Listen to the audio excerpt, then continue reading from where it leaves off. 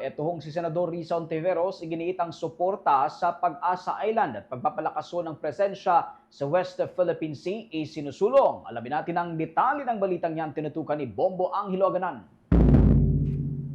Binigyan diin ni Senator Risa Hontiveros ang pangangailangang patuloy na suportahan ang komunidad sa Pag-asa Island sa Kalayaan Island Group matapos ang kanyang pagbisita sa lugar.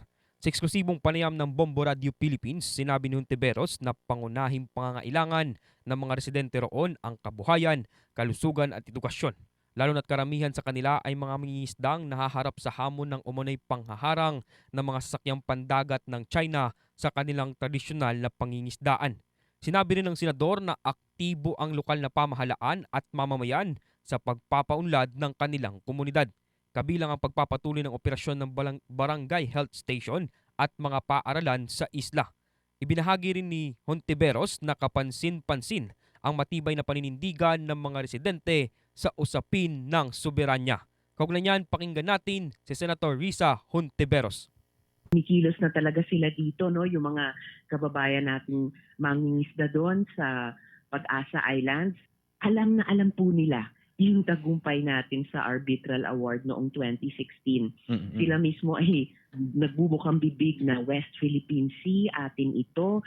Mula po sa mga adults, yung LGU nila, hanggang pa po sa mga batang estudyante na na-meet ko doon. So, nakakatuwa po talaga. Alam nila yung kanilang mga pangangailangan. Sila po ay nananatili doon kahit napakamalayo po sa ibang bahagi ng ating bansa.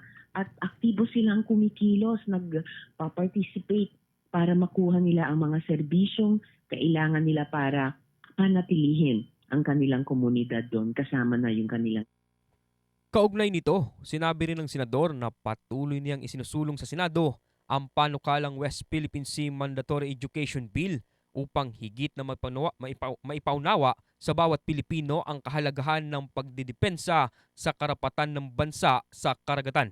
Dagdag pa niya, tiniyak din ng Senado ang dagdag pondo para sa Philippine Coast Guard, kabilang ang 8.6 billion pesos na karagdagang budget para sa 2026 bilang suporta sa kanilang frontline role sa West Philippine Sea. Ayon kay Hontiveros, mahalaga rin ang pagtatag ng bagong Coast Guard District sa lugar upang higit pang mapalakas ang presensya ng bansa sa rehiyon.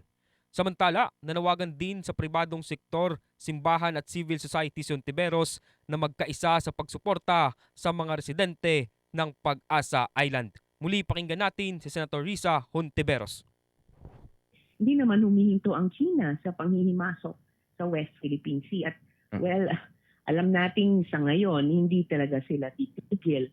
So yung pagpapalakas ng ating presensya doon bilang isang bayan sa pamamagitan ng local government unit, sa Philippine Coast Guard, yung simbahang katolika din, di ba? Magtatayo ng isang eskwelahan, magtatayo ng isang simbahan o chapel doon. Sana may iba pang mga private sector partners na pwedeng mag-partner sa LGU doon sa mga programang gusto nilang pagtulungan. At yan muna ang mga latest updates mula dito sa Senado. Ako si Bombo Angelo Aganan and this is Bombo Radio Philippines, the #1 and most trusted source of news and information.